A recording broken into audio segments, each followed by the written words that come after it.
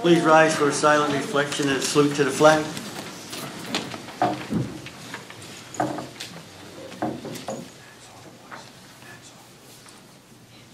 Pledge allegiance to the flag of the United States of America and to the republic for which it stands, one nation, under God, indivisible, with liberty and justice for all.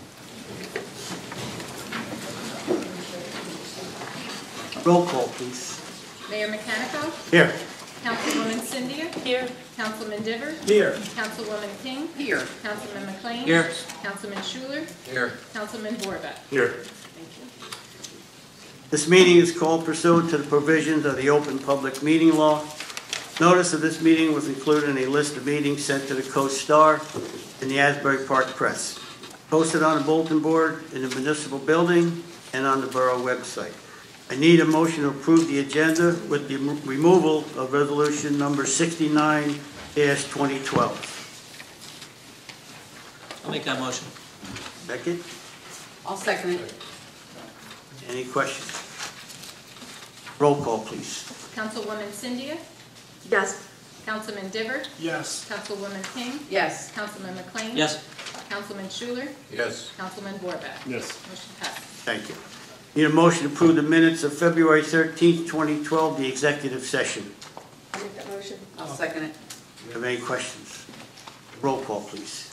Councilwoman Cynthia? Yes. Councilman Diver? Yes. Councilwoman King? Yes. Councilman McLean? Yes. Councilman Schuler? Abstain. Councilman Borbeck? Abstain. Thank you. Motion passes. Thank you.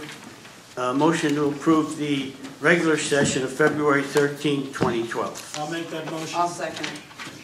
Any questions? Roll call, please. Councilwoman Cynthia? Yes. Councilman Diver? Yes. Councilwoman King? Yes. Councilman McLean? Yes. Councilman Schuler? Abstain. Councilman Borbeck? Abstain. Thank you. Motion passes. Thank you. I have a proclamation to read. Spring Lake Cub Scout Pack 69. They're all in attendance here tonight. We're very proud of them. A proclamation. Whereas Spring Lake Heights Pack 69 of the Cub Scouts of America has a Weeblo Scout Den consisting of 10 and 11-year-old boys from Spring Lake Heights who are progressing on scouting trails from Tiger Scouts through Cub Scouts and then to Boy Scouts and hopefully Eagle Scouts. And whereas the Pack 69 Weeblos have spent the past 2 years learning scouting skills and earning achievements in preparation of their crossover into Boy Scouting, including the Arrow of Light Award, which is the only Cub Scouting badge that may be worn on a Boy Scout uniform. And whereas Pack 69 is graciously sponsored by the Spring Lake Heights Independent Fire Company No. 1, who encourages the boys and supports their endeavors and permits them to use the firehouse facilities. And whereas each year the Pack 69 Weeblos Scouts participate in the annual Klondike Derby, which is a day-long outdoor winter competition held at the Monmouth County Council, DSA's Whale Hill Scout Reservation in Manalapan, New Jersey. And whereas at the Klondike Derby, the Weeblos dens from the surrounding areas all compete on an outdoor course moving between stage Arctic towns where they are tested on their scout skills like knot tying, fire building, orientating, first aid, and wood tool safety, team problem solving, and scout spirit. And whereas Pack 69 Weeblos have a long distinction of high scoring and winning the Klondike Derby for the Thunderbird District of Monmouth County, which consists of Southern Monmouth County packs, and whereas this year, due to a scheduling conflict, Pack 69 Weeblos were unable to participate in the Thunderbird District's Derby, but instead were graciously offered the opportunity to compete in the Battlegrounds District Derby against Weeblos dens from Western Monmouth County. And whereas the Battleground District's Klondike Derby was held on Saturday, February 11th, 2012 at Quail Hill, and appropriately enough, a sustained snowstorm. And whereas Pack 69 Weeblos competed at the Derby under the team name of Eskimos Patrol and earned a high score. thereby winning first place blue ribbon. Now therefore be it proclaimed by the Mayor and Council of Borough of Spring Lake Heights on this 12th day of March 2012 that the Webelos Den of Pack 69 of the Borough of Spring Lake Heights be commended for their outstanding achievement and that best wishes be bestowed on them for all their future endeavors.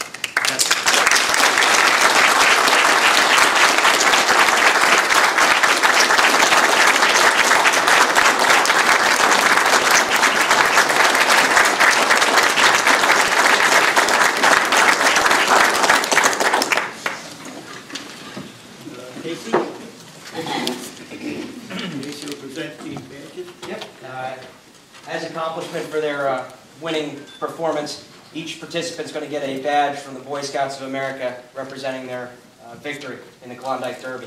So we'll call them up in no particular order by name. Mr. Kyle Bowder.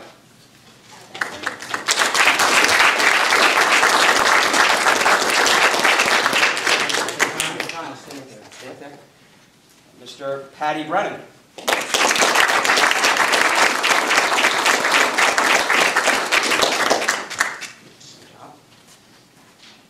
John Dunlaven.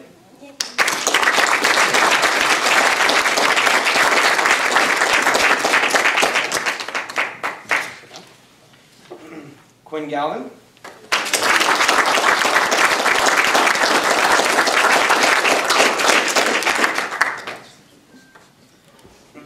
Alex Lassisi.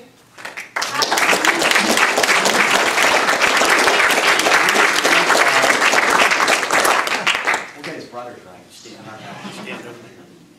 You stand aside. You got It needs that badge. That's right. Chris Luisi.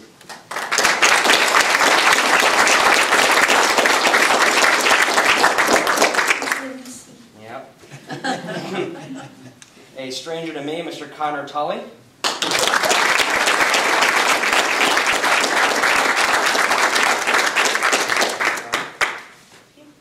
And we also have an Ian Walsh.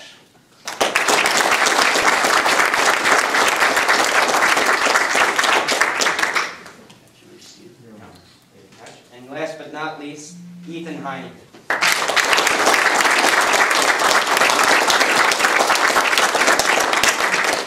Also, it would be remiss not to mention the fearless leaders of the pack here, Mr. Dennis Walsh, the Cub Scout Master. And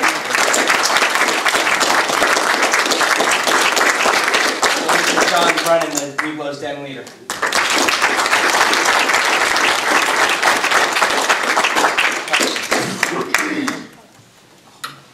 As the sponsoring organization for the Cub Scout Pack, we just couldn't be more proud of their accomplishments and everything that they've done.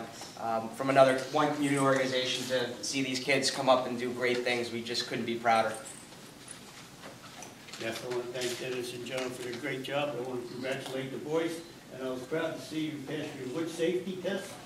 As a wood shop teacher, it made me very proud.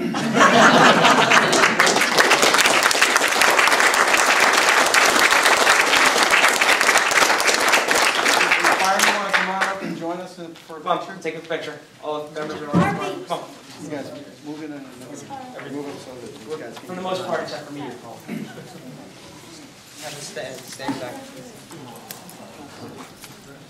Good job, Patty.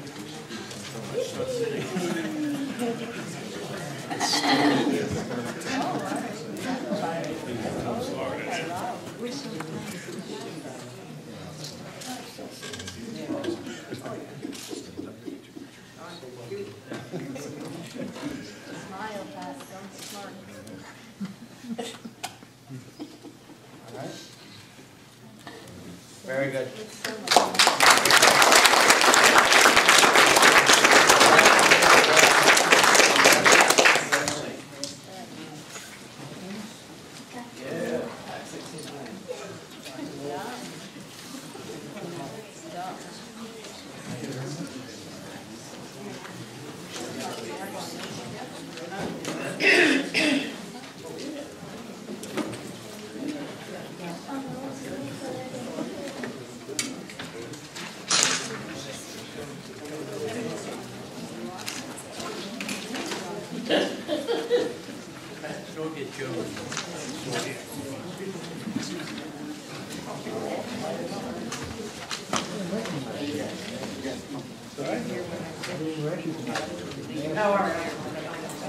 He's getting more handsome. Makes me pretty. They do the same thing.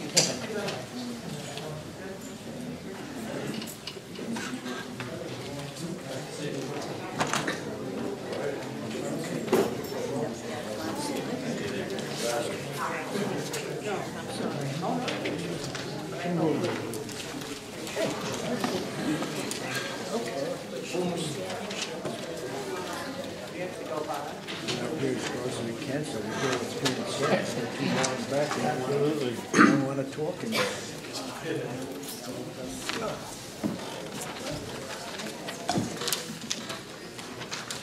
Under discussion, we have the council committee reports. I just have a reminder that the program called Journey by O'Brien's Funeral Home starts this Wednesday. It's a series of workshops to help with the healing process.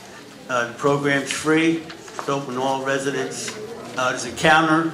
On the counter out in the hallway there's a flyer about the information if anyone would like to take a look in their interest. Councilwoman Cindy, you have anything? No, I don't. Councilman Diver? Well, it'll come up later in the meeting. Okay. Councilwoman King? Yes, I have a couple of things.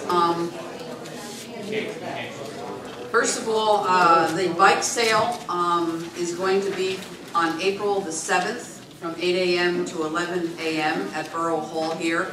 That is all the bikes that the police department has in the basement that nobody has claimed. They will be putting them up for sale. Usually the sale occurs in October, but this year we're going to have it in April. Also, I just want to remind everybody that our officer, Ken Hager, is still in training for the bike ride to Washington, D.C., which is going to take place in the beginning of May.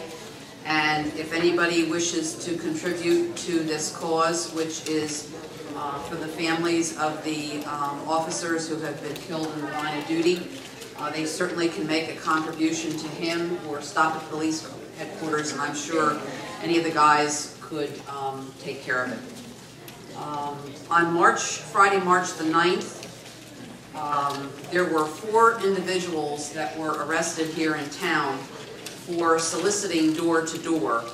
And I don't know if any of the other council had anything occur, but I know Mr. Diver and I did. His daughter answered the door, unfortunately opened the door, which you shouldn't really do. I had a friend of mine, my girlfriend was here visiting me for the weekend. This occurred on Friday, and she went to the door because I was not home from work, and the person said, we are offering a free room carpet cleaning, and then you can purchase a rug and carpet shampooer. Well, they had no permits. Mr. Diver's wife called the police. I wasn't home, so they were arrested before I got home, but I just want to caution everybody that anything that occurs in town that you don't see any identifications for, or even if you don't know the person and you're afraid, call the police department, 911 or 732-449-6161, and find out if these people are legitimately in town. It just so happened that this got taken care of very quickly and very swiftly because people did call in, and the guys did an absolutely excellent job.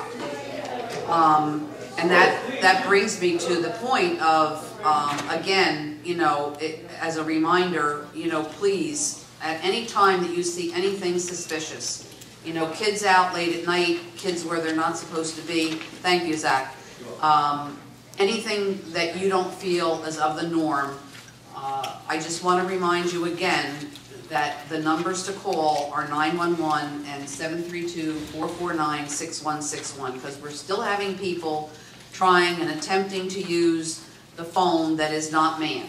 So those are the only 2 numbers that you would call. The other thing that I want to mention is that Patrolman Tom Kenny and Patrolman Ray Kayakowski were over at the school on Friday, March the 9th, and they were speaking to the 5th through 8th grade classes about bike safety. And there were two classes, the 7th and 8th grades, which also participated in this presentation on the importance of bike safety. And Jake Hall and John Kamesa were two people that participated in this presentation, and I understand from these two patrolmen that they did an excellent job. And then lastly, I just want to touch base a little bit on the workshop meeting. The chief got up and spoke at that meeting because he was concerned about some remarks that were indicating that maybe our police force was not doing their job.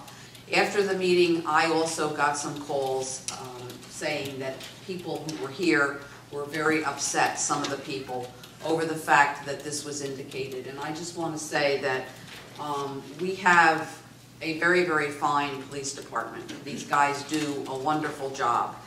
They are here for you 24/7. They're only a phone call away.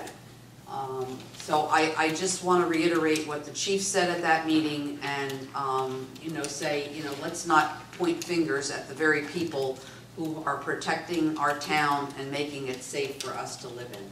And that's all I have for my report. Thank you. Councilman McLean. No. Councilman Schuler. Nothing. And Councilman Vorbeck. Nothing to do. Thank you. At this time, we have the first voice of the public. You may speak on anything, and just approach the mic and give your name and address. Yes. Sir Pitney, in line with your talk about Friday the scam, I was under the impression several years ago when the law was passed that all panel trucks are supposed to have a name and a license number if they're working. Now, there are a few of them that go around our area and are parked in different sections that I have wondered about. Now, is that a law or isn't it? You see ladders on them and everything else, so aren't they supposed to be licensed? Also, I do agree that our police department is very effective. I took offense at the comments the other week that were passed. But now the other night, Nicole, my granddaughter, looked out and she came back in and I said, "What's the matter?" She said, "There's kids out there walking down Pitney and they're half loaded." So I said, "Well, call the police." She said, "No, I'm not going to get involved." I said, "Well, but they are," and that was about 8:30 on Friday evening. So, I mean, they're all over the place. But see, Gladys, this is the problem. A lot of people don't want to call, a lot of people, and let me tell you something. I'm as guilty as the next one because I was having a conversation with a couple of the patrolmen after our meeting last week, and I mentioned that at 2:30 in the morning, there were some kids going down our street, and they said, "Why didn't you call?" And they're right. Why didn't I call? They woke me up, they were talking too loud, they were making a lot of noise, and what are they doing out at 2:30 in the morning? Sometimes they're not only kids, they're adults that are coming up from St. Stephen's. Taverns, right. And you should see the garbage I get on my corner property. But if we're not going to call and we're not going to report it. I don't hear them that leave the garbage, but they are around, but our police are very effective when you call them. Thanks. But what about those panel trucks? I honestly don't know what the ruling is on that. I thought years ago there was a law passed. I'm not familiar with it, but I'm happy to look into it and provide information to the mayor in response to There's your... an awful lot of them around anymore, and they will go by slowly. So you're wondering what, Let me defer to Patrolman Zach and Patrolman Zach. That's what I know him as, Patrolman Zach. Yeah, in New Jersey, commercially registered vehicles have to have names and telephone numbers on it. So commercially registered vehicles. If it's a privately registered vehicle, it does not need to have a name or a telephone number on it. Having said that, there are pickup trucks which carry what looks like commercial equipment on them, and that's the way that they get around it, by saying that it's for personal use and not professional use. but can you ever just check them? Well, you can't stop them just to check on that, no. You need to Well, have in a our violation. area, which we have quite a few of them. I'll have to be more vigilant, Thank you. Gladys. Thank you. Thank you. Thank you. Good evening, Mr. Mayor, Good evening. members of the council. My name's Ed McGurk. I live at 1208 Lawyer Road. I'm reading a lot of stuff in the paper, you know, the Co-Star, about the Fletcher property. Now, last week, there happened to be two couples from the back area, Pete and his wife, and Mike and his wife, and we were talking, and we're the neighbors. Whatever happens over there affects our property value and our quality of life. Nobody has ever talked to us. Nobody. And I'm looking at plans. Anybody, because that property is Green Acres, anybody can use that property. I'm suggesting that maybe would be a good idea that we had a committee with some neighbors on it, and probably somebody from DPW.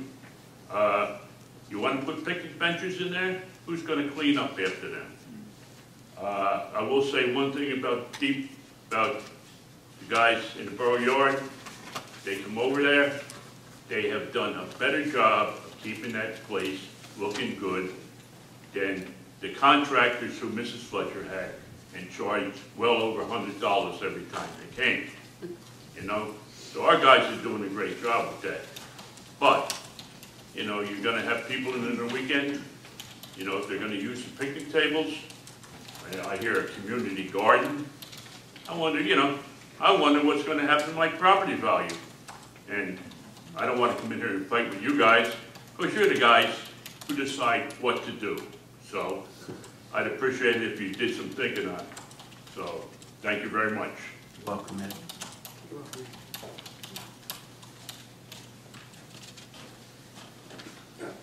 Yes. I guess you know who I am, for the record, Don Eilenberger, Pond Road. I see that the ordinance for water and sewer is before you this evening. I would like to respectfully ask that it be rejected in its current form. I have a lot of issues with how that ordinance is, and a lot of lost information. It appears from what I've seen that there's been a lack of oversight of two agencies that bill is paying for. And that goes back at least 6 years. If you look at the folders here in the office, the latest information in them is 2006. The office has no copies of the minutes of either agency. We haven't seen the borough representatives from either agency here. Has anyone from council talked to them? Ask them, you know, where's it going? What's it going to cost next year? I didn't see an analysis, a breakdown by the professionals of the budgets of those two agencies. Was that ever done? In the analysis? Did the people putting together the proposal, the rate structure, look at the budget of those two agencies? I believe they looked at the budgets where it concerned us. But in other words, what our portion that we are charged, not their overall budget. I mean, but they would have no control over that. But they do know what portion of their budget affected Spring Lake Heights. Should have some input on that. We have representatives. They're there for a reason. All right. Fairness was brought up a number of times.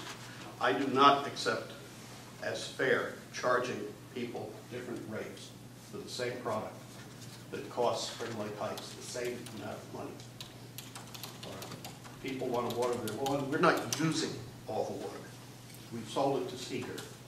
I was wondering, where did the money that we got from Seeger end up? What budget did that go into? Does anyone know? We haven't sold water to Seeger since I've been on council. I think I've similar. So with we're not fire, getting that money. Yeah, it should go to the utility budget. It should go, but do we know? No, it should. We don't. We'll skip. Go forward. All right, we've heard concern for the seniors in this town. I realize there are seniors who don't wash their car. They don't have a lawn water. They perhaps use minimal water. There are also seniors in this town who are on a fixed income, who live in residences and houses in this town. who this is going to hit particularly hard? Butch, probably. Myself? All right. I still work. Maybe a senior, but I still have a full-time job. Yeah, I'm retired. I don't. I have a fixed income. I have expenses. The expenses have not gone down. This is a big expense. It becomes a really big expense.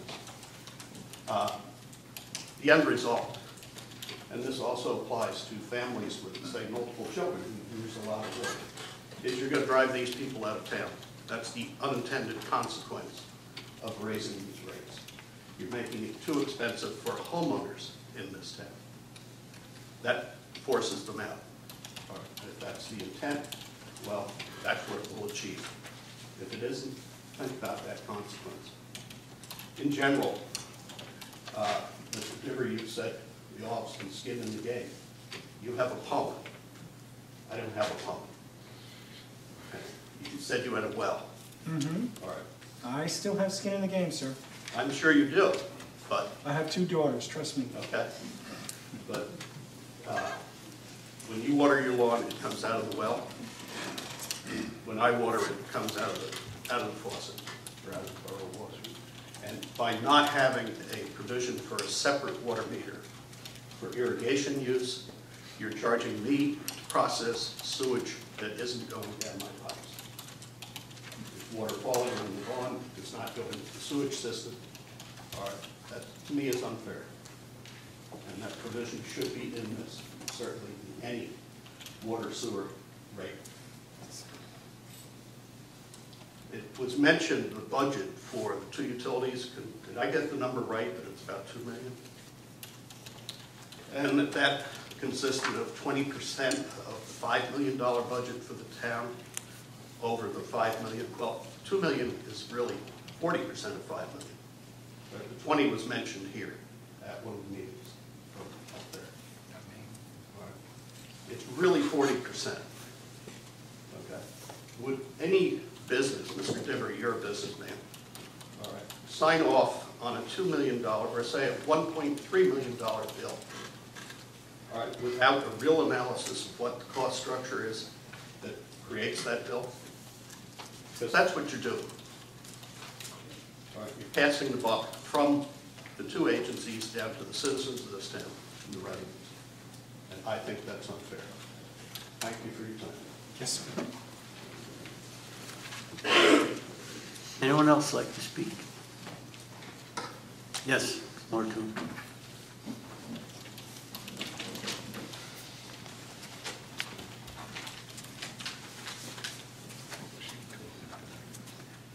Martin Martone, 719 Park Avenue.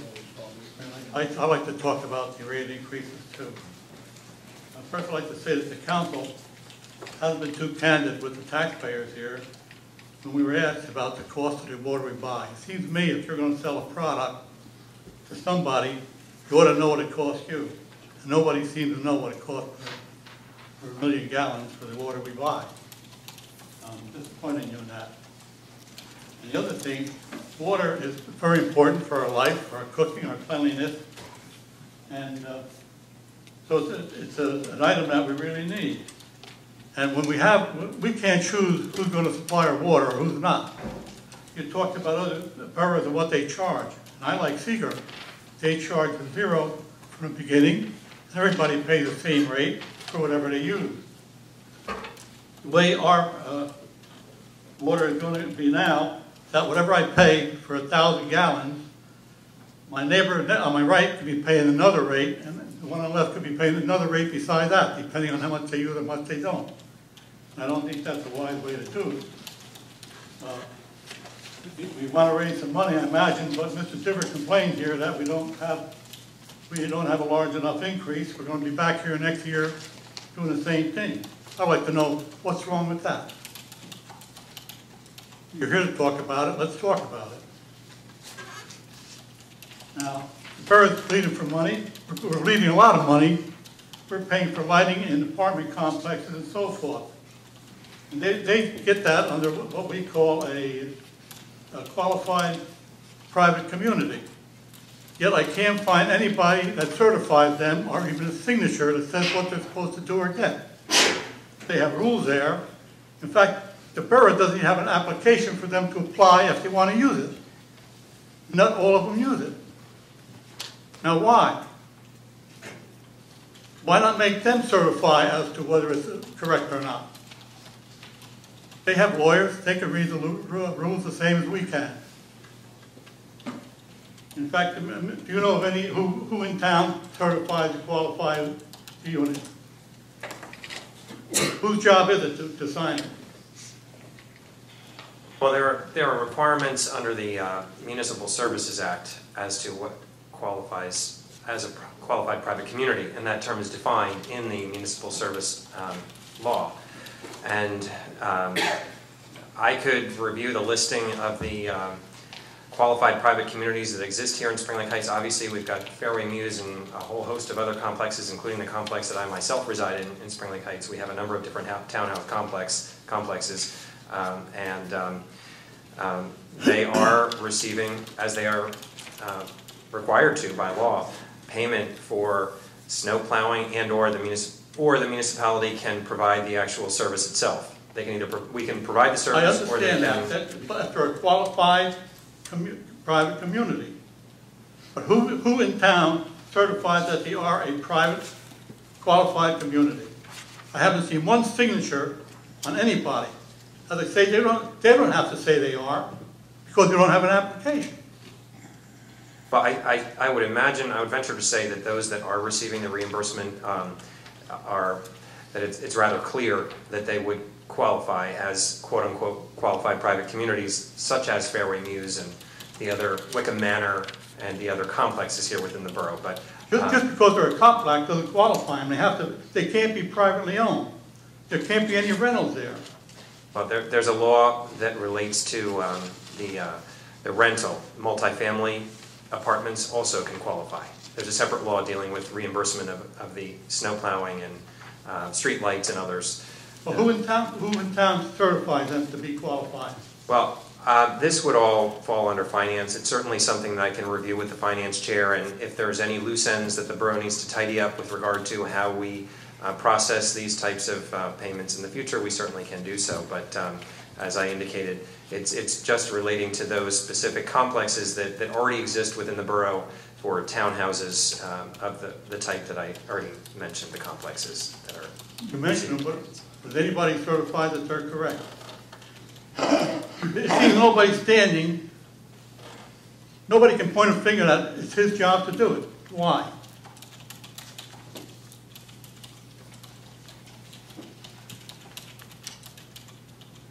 Speak no evil, hear no evil, see no evil.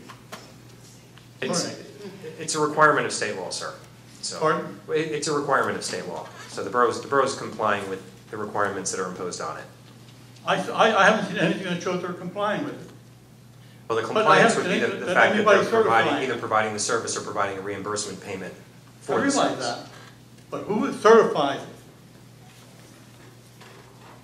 it? I see them certify that it's a true copy when the chamber here, when the council makes a resolution, it's a true copy. That's certified. I see the lawyer certifies that the treasury can support it and all that, but nobody's saying that the apartment complex meet the criteria for a qualified private community. You know, this has been going on for years, and it just irritates me that it almost seems like and here the definition of illegal is just a sick bird. I just think it's wrong. I'd like to see it not pass it because I frankly think there are other places where the money couldn't be had. That would be fair to all the taxpayers. Thank you. Thank you, sir.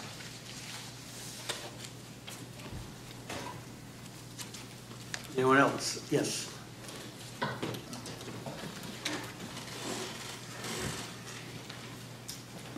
John Lewis, Prospect Avenue, Spring Lake Heights.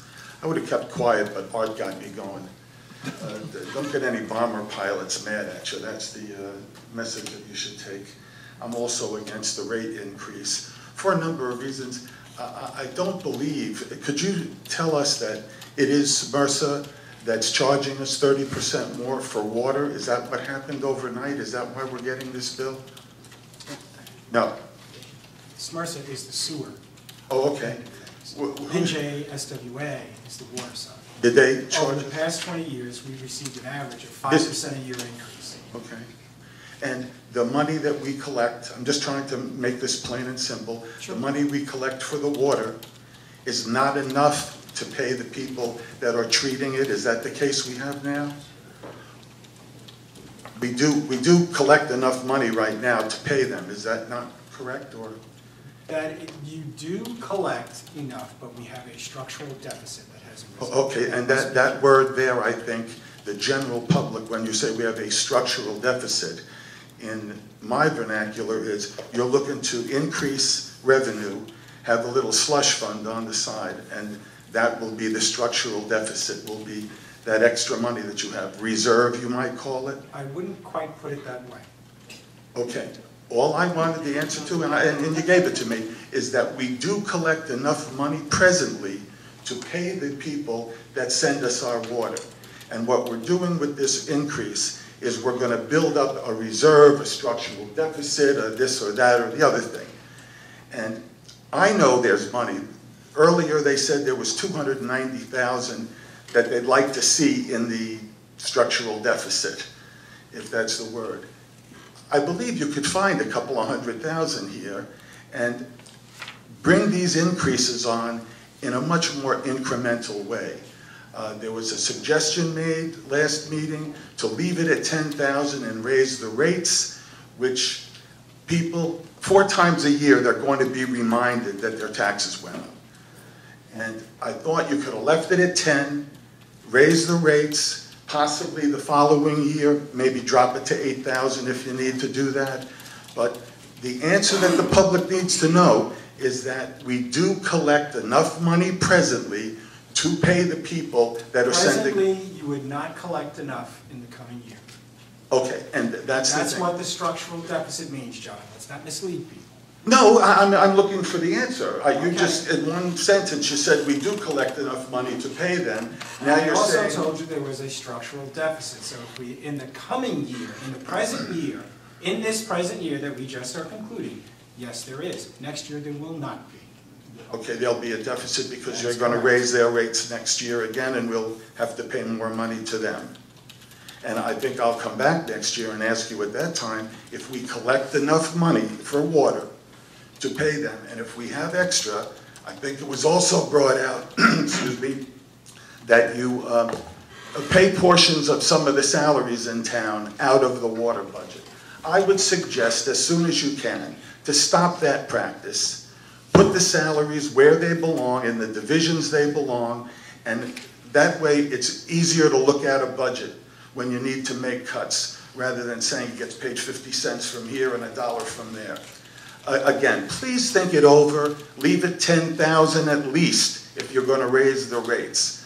But, you know, I know we have the money. I'm sorry, I don't like giving politicians money. You know, if you give it to them, they will spend it. Thank you. Thank you. Anyone else like to speak? Yes, Dennis.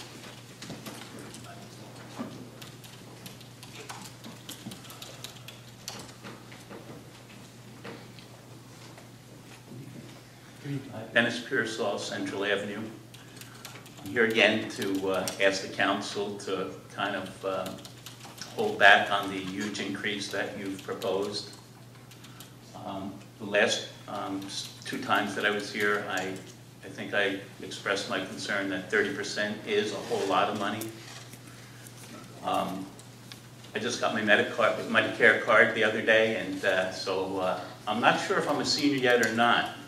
But I'm starting to think that maybe I am, and that maybe I should even be more concerned over certain things that are happening. In the fall, I was driving up Brick Boulevard and I was flashed. Now I have a paranoia about red lights. I don't know if I should gun it, slow down. It cost me $85. And I'm getting the same feeling about the water in my house. Do I flush or not flush? Do I shower or not shower? I'm seeing dollars come out of the shower head and down the drain. I said, whoa, this is not good. I would like you to really consider, if we need a raise, to get a raise to cover what we need, but not to go, you know, hog wire and raise it 30% or 20% or something like that. So thank you. Thank you. Yeah, I'm back again. Ed McGurk, 1208 Lara Road. How much money do we have in the utilities surplus right now? The surplus that has been rated for the past 25 years, as far as I can recall. Under the current budget that would be upcoming, if we did nothing, the surplus would be 0. So how much of surplus do we need to build, Rich? Probably going forward, if you, the general gist would be you want to have it get at least 5 years out and covering the structural deficit that would occur. We're looking to build a surplus. It's somewhere in the neighborhood of, I would say, $300,000 to $400,000, which we would be able to do. And at the last meeting, the special meeting? Yes, sir. We talked about never draining that, right? I will not do that, sir. Well, I don't, I could... I know, You know what I'm going to ask Mr. Raffetto, is that possible to put that in the new ordinance? That it can't be touched? Well, I think through the chair, of course, I'm asking Mr. Raffetto. any ordinance can be changed by any succeeding council. Yeah. Yes, sir. No, you answered. And it is legal to transfer funds. Yes, and I believe Mayor Mechanico and Sarah heard at a municipality's meeting that you shouldn't be granted, so. Correct. And many years ago, one councilman stood up and said we shouldn't be taking money out of it again, but nobody listened to him. So. I'm trying. No, I know, we should have, you know, maybe if it got gigantic. Mm-hmm. Absolutely. If it got gigantic, we should lower rates. Okay, thank you. Right. That's what we should do. I'll go back again. I'm still Arthur Martone, 719 Park Avenue, Spring Lake Heights. I'd like to tell everybody here what the law says a qualified private community means. It says in the paragraph, it's no apartment building or garden apartment complex owned by an individual or entity that receives monthly rental payments from a tenant who occupies the premise shall be considered a qualified private community. Thank you. I'd also like to indicate that there's another law that requires the municipality to provide the same services to apartment complexes. Apartment complexes aren't covered by the qualified private community, the Municipal Services Act, but there's a separate statute that's similar to that one dealing with multifamily structures like apartments. Counselor, don't tell me, show me. I have my statutes here, sir. I'll be happy to talk to you after the meeting. Thank you.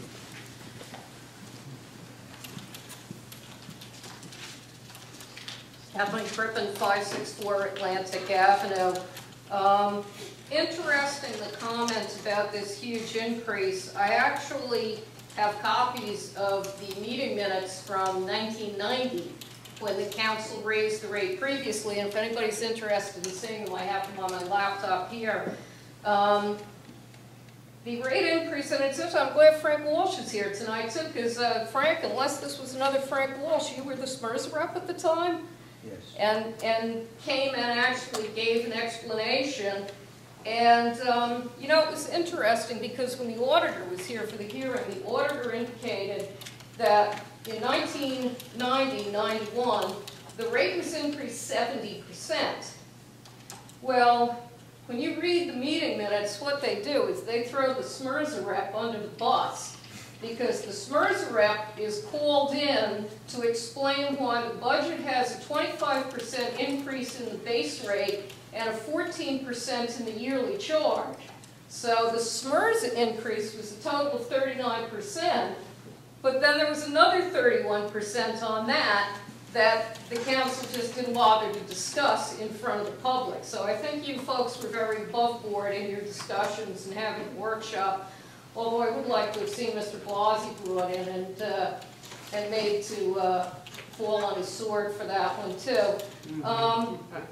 The other thing that's interesting, in the 1990 meeting, one member of the public got up and supported a cut in the base gallonage because she supported conservation.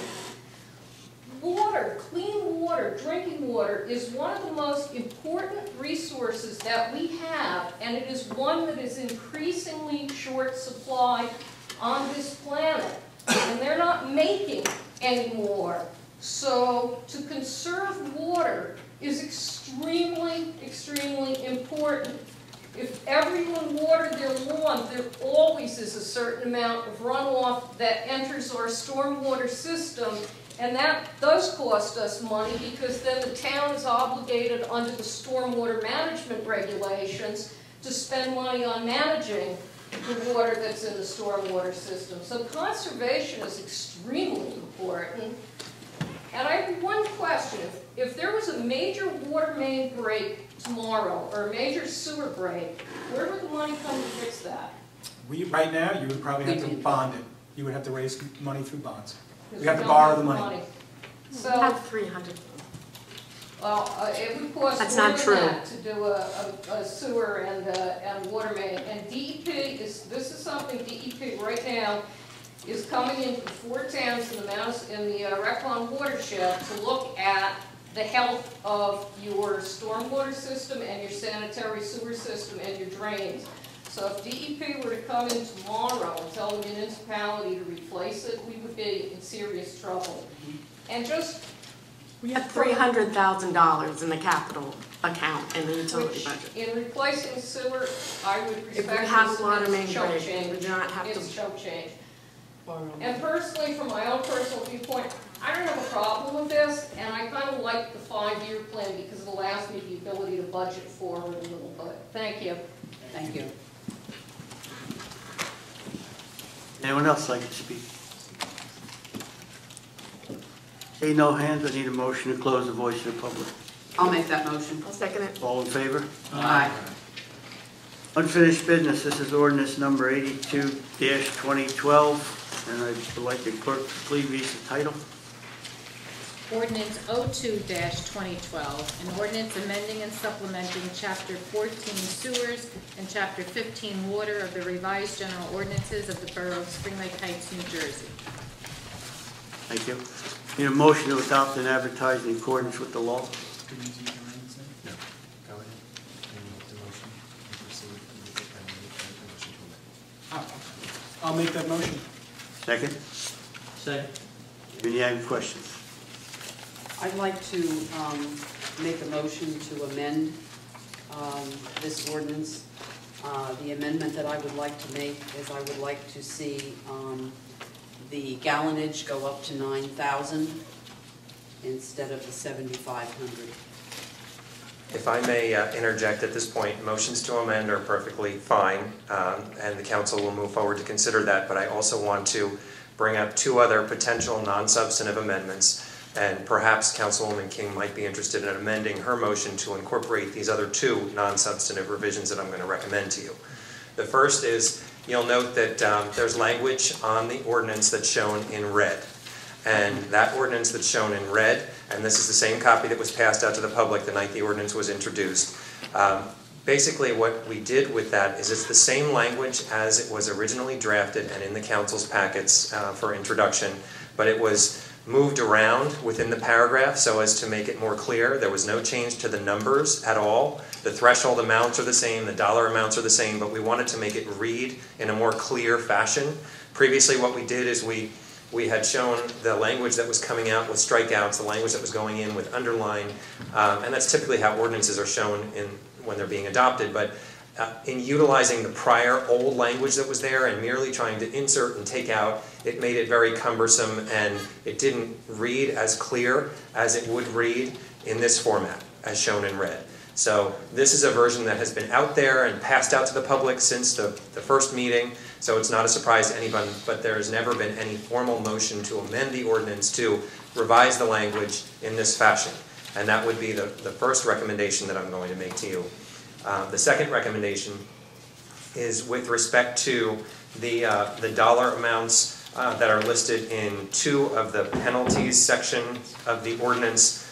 There is a reference to the penalties going for repeat offenses to an amount not to exceed $5,000. And state statute actually caps the total amount that you can go to at $2,000. So it's done by way of a graduated penalty, and I can pinpoint. I know the one section is on page 7 in 14-4.1E.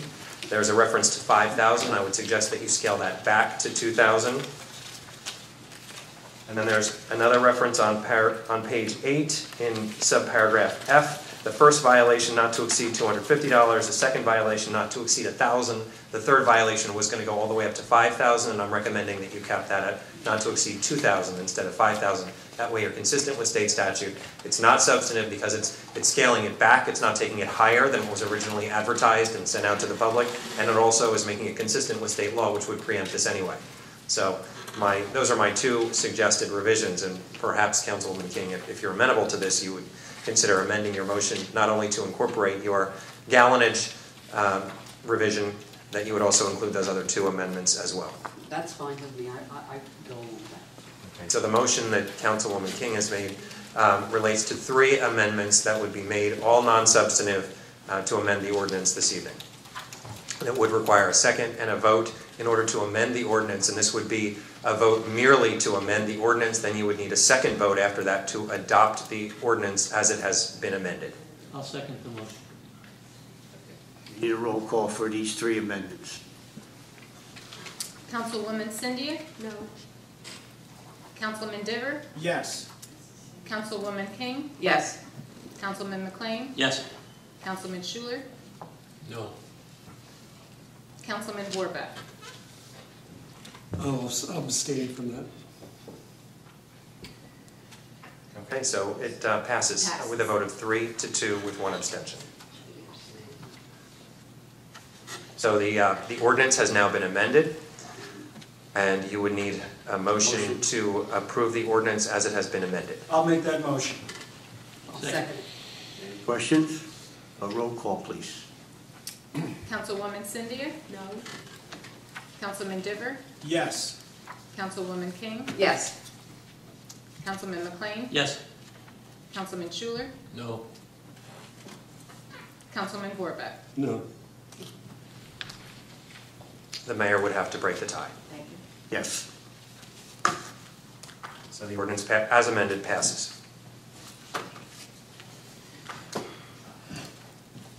Thank you.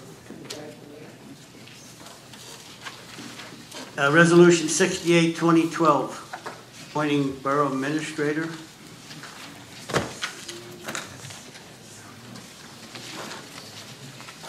Alfred, we had 3 separate ones, but we just need the one, correct? Well, there should be, I don't have the revised agenda in front of me, but I believe all of you have a revised agenda this evening with a separate vote on approving and appointing municipal clerk, as well as one appointing a municipal administrator. Okay.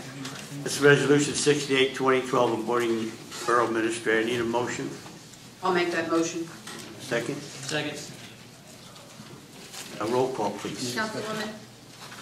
Gary, second? I second it. Yes. Was there any discussion? It sounded like Councilman Borbeck wanted to have discussion. Is it the right time to discuss it? Yes. Okay. I'm not in favor of adding a borough administrator or a clerk. I don't think we can afford it, that's all.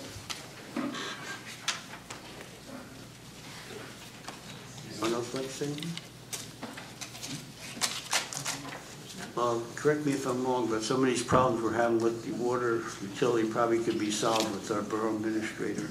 He could represent us, I believe, with SMRSA and the water company.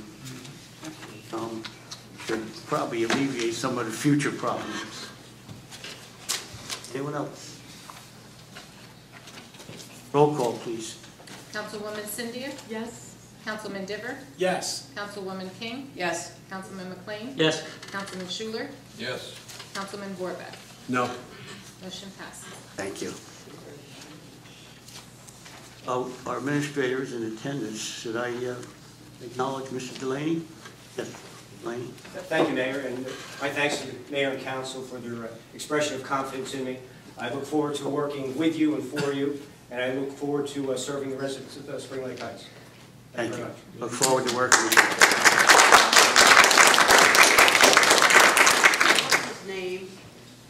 The Delaney, Joseph Delaney. Joseph Delaney, thank you very much. Did I pronounce that right? Yes, you did, thank you. Thank you. Thank you very much. You're welcome. Resolution 71, 2012, appointing municipal clerk, who happens to be Mr. Joseph Delaney as well. I'll Need make a that motion? motion. I'll second it. Roll call, please. Councilwoman Cynthia? No. Councilman Diver? Yes. Councilwoman King? Yes. Councilman McLean? Yes. Councilman Schuler? Yes. Councilman Vorback? No. Motion passes. Thank you. Resolution 70, 2012, authorizing agreement with Wall Township to share municipal court facilities. Need a motion and a second. I'll make that motion. Second.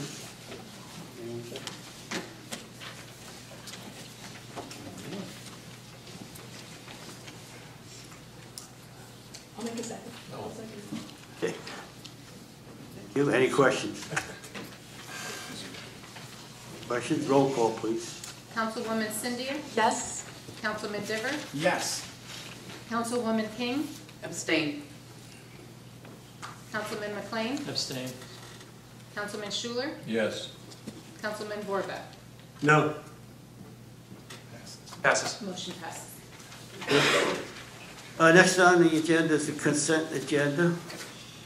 We have some resolutions, 65, 2012, 66, 2012, 67, 2012, and communication report.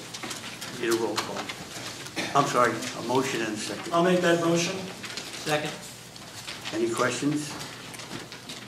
Roll call, please. Councilwoman Cynthia? Yes. Councilman Diver? Yes. Councilwoman King? Yes. Councilman McLean? Yes. Councilman Schuler? Yes. Councilman Vorback? Yes. Motion passes. Thank you. At this time, the second voice of the public, you may speak on new business only. If anyone would like to speak, just rise. Seeing no hands, we have a motion to close the second voice of the I'll public. make that motion. Second. All in favor? Aye. Thank you. Financial resolutions. Need a motion to move bills to the Finance Committee?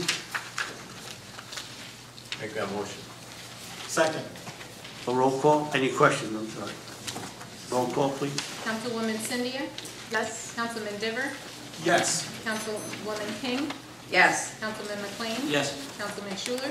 Yes. Councilman Vorback? Yes. Motion passes. Thank you. Motion to draw voucher warrants. I'll make that motion. I'll second it. Any questions? Roll call. Councilwoman Cynthia?